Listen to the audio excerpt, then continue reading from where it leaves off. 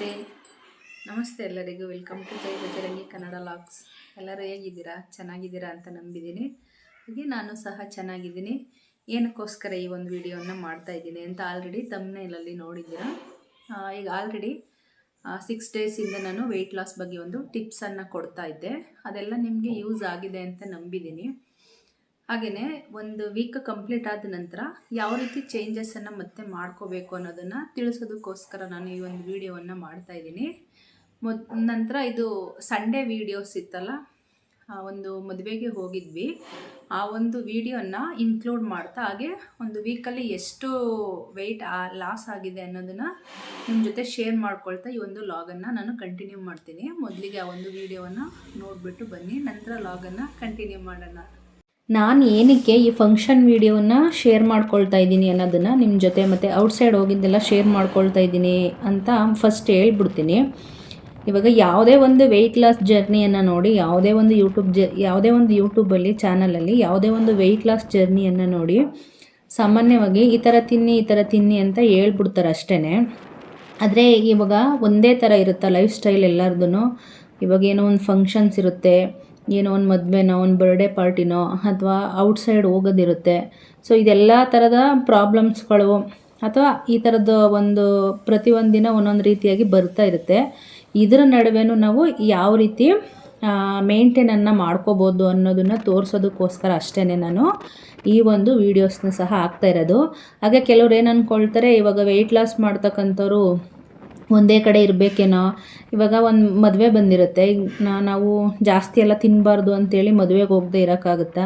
ಅಥವಾ ಒಂದು ಫಂಕ್ಷನ್ಸ್ ಇರುತ್ತೆ, ಆ ಫಂಕ್ಷನಲ್ಲಿ ಹೋಗ್ಬಿಟ್ಟು ಏನು ಮಾಡ್ತಾರೆ, ಕೆಲವರು ತಿನ್ನೋದೇ ಇಲ್ಲ, ಡಯಟಲ್ಲಿ ಇದ್ದೀನಿ ಅಂತ ಹೇಳ್ಬಿಟ್ಟು ಸುಮ್ಮನೆ ನೋಡಿಕೊಂಡೇ ಕೂತ್ಕೊಂಡಿರ್ತಾರೆ. ಆ ಥರ ಎಲ್ಲ ಪ್ರಾಬ್ಲಮ್ಸ್ಗಳೆಲ್ಲ ಆಗ್ತಾ ಇರುತ್ತೆ.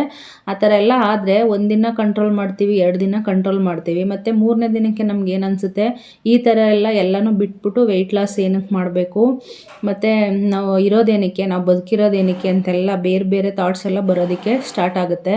ಹಾಗಾಗಿ ನಮ್ಮ ಯಾವುದೇ ಒಂದು ಫಂಕ್ಷನ್ಸ್ಗಳೇ ಆಗಲಿ ಅಥವಾ ನಮ್ಮ ಲೈಫ್ ಸ್ಟೈಲ್ ಏನಿರುತ್ತೆ ಅದೇ ರೀತಿಯಾಗಿ ನಾವು ವೆಯ್ಟ್ ಲಾಸನ್ನು ಮಾಡ್ಕೋಬೋದು ಅನ್ನೋದನ್ನು ತೋರಿಸೋದಕ್ಕೋಸ್ಕರ ನಾನಿಲ್ಲಿ ಈ ಒಂದು ಕ್ಲಿಪ್ಪಿಂಗ್ಸ್ಗಳನ್ನು ಆ್ಯಡ್ ಮಾಡಿದ್ದೀನಿ ಅಷ್ಟೇ.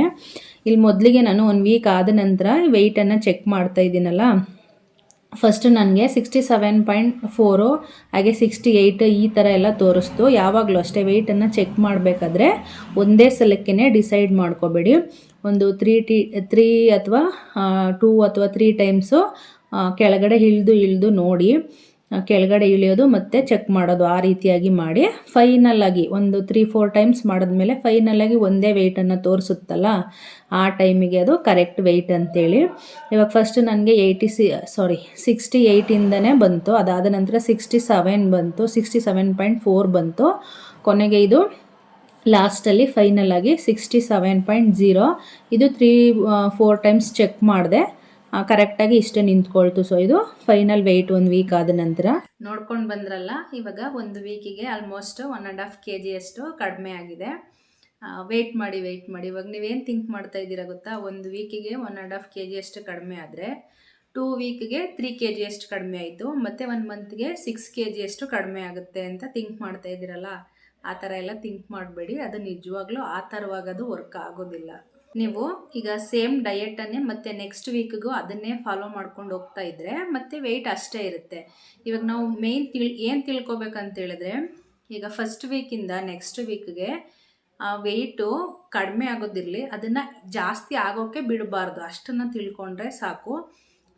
ಜಾಸ್ತಿ ಆಗೋಕ್ಕೆ ಬಿಟ್ಟಿಲ್ಲ ಅಂದರೆ ಅದು ತಾನೇ ಟೈಮ್ ತೊಗೊಂಡು ಕಡಿಮೆ ಆಗ್ತಾನೆ ಹೋಗುತ್ತೆ. ಹಾಗಾಗಿ ಫಸ್ಟ್ ನಾವು ತಿಳ್ಕೊಬೇಕಾಗಿರ್ತಕ್ಕಂಥದ್ದು, ನೆಕ್ಸ್ಟ್ ವೀಕು ಕಡಿಮೆ ಆಗಬೇಕು, ಇನ್ನೂ ಕಡಿಮೆ ಆಗಬೇಕು ಅಂತ ತಿಳ್ಕೊಳ್ಳೋದಕ್ಕಿಂತ ಅದಕ್ಕಿಂತ ಇನ್ಕ್ರೀಸ್ ಆಗೋದು ಬೇಡ ಅನ್ನೋದನ್ನು ನಾವು ತಿಳ್ಕೊಳ್ಳೋಣ.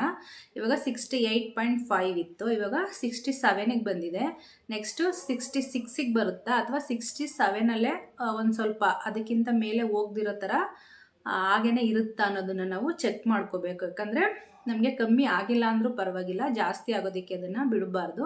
ಆ ರೀತಿಯಾಗಿ ನಾವು ಒಂದು ಚೇಂಜಸ್ಗಳನ್ನು ಮಾಡಬೇಕು. ಇವಾಗ ಈ ಮಂತಲ್ಲಿ ನಾವು ನೋಡಿದ್ದೀವಲ್ವ, ನಾನು ಆಲ್ರೆಡಿ ಆ ಟಿಪ್ಸ್ಗಳು ಕೊಟ್ಟಿರೋ ಥರ ಇವಾಗ ಬೆಳಗ್ಗೆ 5 ಗಂಟೆಗೆ ಎದ್ದೇಳಿ 1 ಅವರ್ ಸಿಗುತ್ತೆ ಅಂತ ಹೇಳಿದ್ದೆ. ಆ ರೀತಿ ಎಲ್ಲ ಏನಾದರೂ ಮಾಡ್ತಾಯಿದ್ರೆ ಈಗ ಕೆಲವ್ರಿಗೆ ನಾನು ಹೇಳಿದೆ, ನಾನು 6 ಕಿಲೋಮೀಟರ್ಸ್ ಪರ್ ಡೇ ನಡೀತಾ ಇದ್ದೀನಿ ಅಂತ ಹೇಳಿದೆ. ಮತ್ತು ನಟ್ಸ್ಗಳನ್ನು ಯಾವ ರೀತಿ ಹ್ಯಾಡ್ ಮಾಡ್ಕೊಳ್ಳೋದು, ಮತ್ತು ಫ್ರೂಟ್ಸ್ಗಳನ್ನು ಯಾವ ರೀತಿ ಹ್ಯಾಡ್ ಮಾಡ್ಕೊಳ್ಳೋದು, ಮತ್ತು ನೀರನ್ನು ಯಾವ ಥರ ಕುಡಿಯೋದು, ಈ ರೀತಿಯಾಗಿ ಎಲ್ಲ ಕ್ಲಿಪ್ಪಿಂಗ್ಸ್ಗಳನ್ನು ನಾನು ನಿಮ್ಮ ಜೊತೆ ಶೇರ್ ಮಾಡ್ಕೊಂಡಿದ್ದೀನಿ. ಈ ಥರದ ವೀಡಿಯೋಗಳನ್ನೆಲ್ಲ ಶೇರ್ ಮಾಡ್ಕೊಂಡಿದ್ದೀನಿ. ಈಗ ಈ ವೀಕಲ್ಲಿ ನೀವು ಕಂಪಲ್ಸರಿಯಾಗಿ ಹಾಗೆ ಕಂಟಿನ್ಯೂಸ್ ಆಗಿ ಅದೇ ಥರ ನೀಟಾಗಿ ಎಲ್ಲವನ್ನು ಪ್ರತಿಯೊಂದನ್ನು ಮಾಡ್ಕೊಂಡಿದ್ದೀರಾ ಅಂತಂದರೆ ಈಗ ನೆಕ್ಸ್ಟ್ ವೀಕ್ ಅದು ವರ್ಕ್ ಆಗಲ್ಲ. ನೆಕ್ಸ್ಟ್ ವೀಕು ಅದು ವರ್ಕ್ ಆಗಬೇಕಂದ್ರೆ ಇನ್ನೊಂದು ಸ್ವಲ್ಪ ಚೇಂಜಸ್ಸನ್ನು ನಾವು ಮಾಡ್ಕೋಬೇಕಾಗುತ್ತೆ. ಈಗ ಮೊದಲಿಗೆ ನಾನು ಲಾಸ್ಟ್ ವೀಕು ಕಂಪಲ್ಸರಿ ಏನೇನನ್ನು ಟ್ರೈ ಮಾಡಿದೆ ಅನ್ನೋದನ್ನು ಹೇಳ್ತೀನಿ. ಅಂದರೆ ರೆಗ್ಯುಲರಾಗಿ 1 ವೀಕ್ ಏನು ಟ್ರೈ ಮಾಡಿದೆ ಅಂತೇಳಿ. ಫಸ್ಟ್ ನಾನು 1 ಅವರ್ ಟೈಮ್ ವಾಕಿಂಗ್ಗೆ 1 ಅವರ್ ಟೈಮ್ ಕೊಟ್ಕೊಂಡಿದ್ದು ನನಗೋಸ್ಕರ ಅಂತೇಳಿ ಇವಾಗ ಒಂದು 6 ಕಿಲೋಮೀಟ್ರ್ ಅಷ್ಟು ನಡೆದೆ. ಹಾಗೆ ಕಂಪಲ್ಸರಿಯಾಗಿ ವಾಟರನ್ನು ಕುಡ್ದಿದ್ದು, ತುಂಬ ಹೆಚ್ಚು ನೀರನ್ನು ಕುಡಿದೆ. ಹಾಗೆಯೇ ನನಗೆ ಯಾವಾಗ ಹಸಿವಾಗ್ತಿತ್ತು ಅವಾಗಷ್ಟೇ ಊಟ ತಿಂತಿದ್ದೆ. ಮತ್ತು ಇವಾಗ ಡಯೆಟ್ ಅಂತೇಳಿ ಇವಾಗ ಇಷ್ಟಿಷ್ಟೇ ತಿನ್ನಬೇಕು ಅಂತ ಹೇಳಿದ್ದಾರೆ ಅಂತೇಳಿ ಅಷ್ಟೆಲ್ಲ ಊಟಗಳನ್ನು ಮಾಡ್ತಿರ್ಲಿಲ್ಲ. ಆ ತಿಂತಿದ್ದಂಥ ಊಟಗಳನ್ನೇ ಮನೆಯಲ್ಲಿ ಏನು ಅಡುಗೆಗಳನ್ನು ಮಾಡಿರ್ತಾರೋ ಅದೇ ಊಟವನ್ನು ಹೆಲ್ದಿಯಾಗಿ ಯಾವ ರೀತಿಯಾಗಿ ನಾನು ಚೇಂಜ್ ಮಾಡ್ಕೋಬೋದು ಅನ್ನೋದನ್ನು ಮಾಡಿಕೊಂಡು ತಿಂದೆ ಅಷ್ಟೇ. ಹಾಗೆಯೇ ಚೆನ್ನಾಗಿ ಒಳ್ಳೆಯ ನಿದ್ರೆಯನ್ನು ಮಾಡ್ತಕ್ಕಂಥದ್ದು, ಇದಿಷ್ಟು ರೂಲ್ಸನ್ನು ನಾನು ಈ ವೀಕಲ್ಲಿ ಫಾಲೋ ಮಾಡಿದೆ. ಅದೇ ರೀತಿ ಇವಾಗ ನೆಕ್ಸ್ಟ್ ವೀಕ್ಗೆ ಯಾವ ರೀತಿ ಫಾಲೋ ಮಾಡಬೇಕಂತೇಳಿ ಅದನ್ನೇ ಮಾಡ್ಕೊಂಡೋದ್ರೆ ವೆಯ್ಟ್ ಇನ್ಕ್ರೀಸ್ ಆಗಲ್ಲ, ಅಷ್ಟೇ ಇರುತ್ತೆ. ಬಟ್ ಸ್ವಲ್ಪ ನಮಗೆ ಅದು ವೆಯ್ಟ್ ಕಡಿಮೆ ಆಗ್ತಾ ಹೋಗ್ಬೇಕಂತೇಳಿದ್ರೆ ಇನ್ನೊಂದು ಸ್ವಲ್ಪ ರೂಲ್ಸ್ಗಳನ್ನು ಫಾಲೋ ಮಾಡಬೇಕಾಗುತ್ತೆ. ಈಗ 1 ವೀಕಿಂದ 1 ವೀಕ್ಗೆ ಸ್ವಲ್ಪ ಚೇಂಜಸನ್ನು ಮಾಡ್ಕೋಬೇಕಾಗುತ್ತೆ. ಆ ಚೇಂಜಸನ್ನು ಹೇಳ್ತೀನಿ. ಇವಾಗ ನಾನು 6 ಕಿಲೋಮೀಟ್ರ್ ಅಷ್ಟು ನಡೆದೆ ಅಂತ ಹೇಳಿದೆ ಅಲ್ಲ. ಸೊ ನೆಕ್ಸ್ಟ್ ವೀಕಿಗೆ ಏನು ಮಾಡೋದು, ಒಂದು 2 ಕಿಲೋಮೀಟ್ರ್ ಎಕ್ಸ್ಟ್ರಾ ಮಾಡ್ಕೊಳ್ತಕ್ಕಂಥದ್ದು. ಅಂದರೆ 6ಇಂದ 8 ಕಿಲೋಮೀಟರ್ ಅಷ್ಟು ಮಾಡ್ಕೊಳ್ತಕ್ಕಂಥದ್ದು. ಇವಾಗ ಯಾರೋ ಹೇಳಿದ್ರು 10 ಕಿಲೋಮೀಟ್ರ್ ನಡೀರಿ ಅಂತ ಹೇಳಿದ್ರು ಅಂತ ಹೇಳ್ಬಿಟ್ಟು ನೀವು ಒಂದೇ ದಿನ ಶುರು ಮಾಡಿಬಿಟ್ರೆ 1 or 2 ಡೇಸ್ ಮಾಡ್ತೀರಾ. ಮತ್ತು ಇಷ್ಟೇ ಊಟ ತಿನ್ನಿ ಅಂತ ಹೇಳಿದ್ರು ಅಂತೇಳಿ ನೀವು ಕಡಿಮೆ ಊಟ ಮಾಡ್ತೀರಾ. ಆವಾಗ ಫಸ್ಟು ಸ್ವಲ್ಪ ಜೋಶಲ್ಲಿ ಇರ್ತೀರಾ. 1 ಡೇ 2 ಡೇಸ್ ಮಾಡ್ತೀರಾ. ಮತ್ತು 3ನೇ ದಿನಕ್ಕೆ ಏನಾಗುತ್ತೆ, ಕೈಕಾಲು ನೋವು ಬರ್ತಕ್ಕಂಥದ್ದು, ಸುಸ್ತಾಗ್ತಕ್ಕಂಥದ್ದು ಇದೆಲ್ಲ ಸಹ ಶುರುವಾಗುತ್ತೆ. ಇದೆಲ್ಲ ಶುರುವಾದಾಗ ಮತ್ತೆ ನಿಮಗೆ ಮಾಡೋಕ್ಕಾಗೋದಿಲ್ಲ, ಅದನ್ನು ಕಂಪ್ಲೀಟಾಗಿ ಬಿಟ್ಬಿಡ್ತೀರಾ. ಮತ್ತು ಸೇಮ್ ಅದೇ ಥರನೇ ಗೇಯ್ನ್ ಆಗುತ್ತೆ. ಅದಕ್ಕೋಸ್ಕರ ಏನು ಹೇಳ್ತಾ ಇದ್ದೀನಿ, ವೀಕ್ ಬೈ ವೀಕ್ ನೀವೇನು ಮಾಡ್ತಾ ಹೋಗಿ ಇನ್ಕ್ರೀಸ್ ಮಾಡ್ಕೊಳ್ತಾ ಹೋಗಿ ಅಷ್ಟೇ. ಹಾಗೆಯೇ ಚೇಂಜಸ್ ಮಾಡ್ಕೊಳ್ತಾ ಹೋಗಿ. ಇವಾಗ ಲಾಸ್ಟ್ ವೀಕ್ಗಿಂತ ಈ ವೀಕ್ 1-2 ಚೇಂಜಸ್ ಮಾಡಿದ್ರೆ ಸಾಕಾಗುತ್ತೆ. ಈಗ ಫಸ್ಟ್ ಬಂದು 1-2 ಕಿಲೋಮೀಟ್ರ್ ಜಾಸ್ತಿ ನಡೀತಕ್ಕಂಥದ್ದು. ಹಾಗೆ ಸೆಕೆಂಡ್ ಚೇಂಜಸ್ ಬಂದ್ಬಿಟ್ಟು ಇವಾಗ ಫುಲ್ಲು ವೀಕ್ ನಾವು ಕಂಪ್ಲೀಟಾಗಿ ಊಟವನ್ನೇ ತಿಂದಿದ್ದೀವಲ್ಲ, ಆದರೆ ಈ ವೀಕ್ ಬಂದುಬಿಟ್ಟು ಒಂದಿನ ಉಪವಾಸ ಇರ್ತಕ್ಕಂಥದ್ದು. ಆದರೆ ಒಂದು ದಿನ ಅಂತ ಈಗ 3 ಟೈಮ್ಸ್ ಊಟ ಮಾಡ್ತೀವಲ್ಲ, ಈ ಒಂದು ದಿನಕ್ಕೆ ನಾವು ಉಪವಾಸ ಇದ್ದರೆ ಆ 3 ಟೈಮ್ಸು ಊಟ ಬಿಟ್ಟಂಗೆ ಆಗುತ್ತೆ. ಬಟ್ ನಾನು ಏನು ಮಾಡ್ತೀನಿ ಅಂದರೆ ಕಂಪ್ಲೀಟಾಗಿ ಪೂರ್ತಿ ದಿನ ಉಪವಾಸವನ್ನು ಇರಲ್ಲ. ಇವಾಗ ಮಂಡೇ ಮಾರ್ನಿಂಗ್, ಆಲ್ರೆಡಿ ನಾವು ಸಂಡೇ ಏನು ಮಾಡಿರ್ತೀವಿ ರೆಸ್ಟ್ ಡೇ ಅಂಥೇಳಿ ಒಂದು ಹೇಗೆ ಬೇಕಾಗೆ ತಿಂದಿರ್ತೀವಿ. ಹಾಗಾಗಿ ನಾನು ಏನು ಮಾಡ್ತೀನಿ, ಮಂಡೇ ಬಂದ್ಬಿಟ್ಟು ಮಾರ್ನಿಂಗ್ 1 ಟೈಮು ಊಟವನ್ನು ಮಾಡೋದಿಲ್ಲ, ಆಫ್ಟರ್ನೂನ್ ಆಗಿ ನೈಟ್. ಮತ್ತು ಟ್ಯೂಸ್ಡೇ ಬಂದ್ಬಿಟ್ಟು ಫುಲ್ ಡೇ ಊಟ ಮಾಡ್ತೀನಿ. ಹಾಗೆ ವೆಡ್ನೆಸ್ಡೇ ಬಂದ್ಬಿಟ್ಟು ಮತ್ತೆ ಮಾರ್ನಿಂಗ್ 1 ಟೈಮು ಊಟವನ್ನು ಬಿಡ್ತಕ್ಕಂಥದ್ದು. ಮತ್ತು ಮಧ್ಯಾಹ್ನ ಮತ್ತು ರಾತ್ರಿ ಊಟವನ್ನು ಮಾಡ್ತಕ್ಕಂಥದ್ದು. ಇದೇ ರೀತಿಯಾಗಿ ನಾನು ಸ್ಯಾಟರ್ಡೆ ತನಕ ಕಂಟಿನ್ಯೂ ಮಾಡ್ತೀನಿ. ಆವಾಗ ಏನಾಗುತ್ತದು 3 ಮೀಲ್ಸು ನಮಗೆ ಸ್ಕಿಪ್ ಆಗುತ್ತೆ. 3 ಮೀಲ್ಸ್ ಆವಾಗ ಅದು ಒನ್ ಡೇ ನಾವು ಏನು ಊಟ ಬಿಟ್ಟರೆ ಇದಾಗುತ್ತೋ ಅಷ್ಟು ಒಂದು ಬೆನಿಫಿಟ್ಸ್ ನಮಗೆ ಸಿಗುತ್ತೆ. ಬಟ್ ಒಂದೇ ದಿನ ನಾವು ಕಂಪಲ್ಸರಿಯಾಗಿ ಫುಲ್ ಡೇ ನಾವು ಡಯೆಟ್ ಮಾಡೋದಕ್ಕೂ ಈ ರೀತಿ ಡಯೆಟ್ ಮಾಡೋದಕ್ಕೂ ಸ್ವಲ್ಪ ವ್ಯತ್ಯಾಸ ಇರುತ್ತೆ. ಬಟ್ ಎಷ್ಟೋ ಕ್ಯಾಲರಿ ಅಷ್ಟು ಕಡಿಮೆ ಆಗುತ್ತೆ. ಯಾಕಂದರೆ ಫಸ್ಟ್ ಟೈಮು ಫಾಸ್ಟಿಂಗ್ ಮಾಡೋರ್ಗೂ ಅದು ಕಷ್ಟ ಇರುತ್ತಲ್ಲ. ಹಾಗಾಗಿ ಈ ರೀತಿಯಾದಂಥ ಒಂದು ಚೇಂಜಸನ್ನು ನಾವು ಮಾಡ್ಕೋಬೋದು. ಈಗ ನೆಕ್ಸ್ಟ್ ಡೇ ಬಂದುಬಿಟ್ಟು ನಾನು 2 ಚೇಂಜಸ್ ಮಾಡ್ಕೊಳ್ತಾ ಇರ್ತಕ್ಕಂಥದ್ದು. ಮೊದಲನೇದು ಬಂದು ಡೇ ಬೈ ಡೇ ಒಂದೊಂದು ಟೈಮು ಊಟ ಬಿಡ್ತಕ್ಕಂಥದ್ದು. ಅಂದರೆ ಟೋಟಲು 3 ಮೀಲ್ಸನ್ನು ನಾನು ಸ್ಕಿಪ್ ಮಾಡಿರ್ತೀನಿ. ಹಾಗೆ ಇನ್ನೊಂದೇನೆಂದರೆ 2 ಕಿಲೋಮೀಟ್ರ್ ಎಕ್ಸ್ಟ್ರಾ ನಡೀತಕ್ಕಂಥದ್ದು. ಇವಾಗ 8 ಕಿಲೋಮೀಟ್ರ್ ಆಗಿರೋದ್ರಿಂದ ಕೆಲವ್ರಿಗೆ ಟೈಮ್ ಸಾಕಾಗಲ್ಲ. ನಿಮಗೆ ಸಾಕಾಗಿಲ್ಲ ಅಂತೇಳಿದ್ರೆ ಮಾರ್ನಿಂಗ್ ಒಂದು 4 ಕಿಲೋಮೀಟ್ರ್ ನಡೀತಕ್ಕಂಥದ್ದು, ಅಥವಾ ಈವ್ನಿಂಗ್ ಒಂದು 4 ಕಿಲೋಮೀಟ್ರ್ ನಡೀತಕ್ಕಂಥದ್ದು, ಈ ರೀತಿ ಚೇಂಜ್ ಮಾಡ್ಕೊಳ್ಳಿ.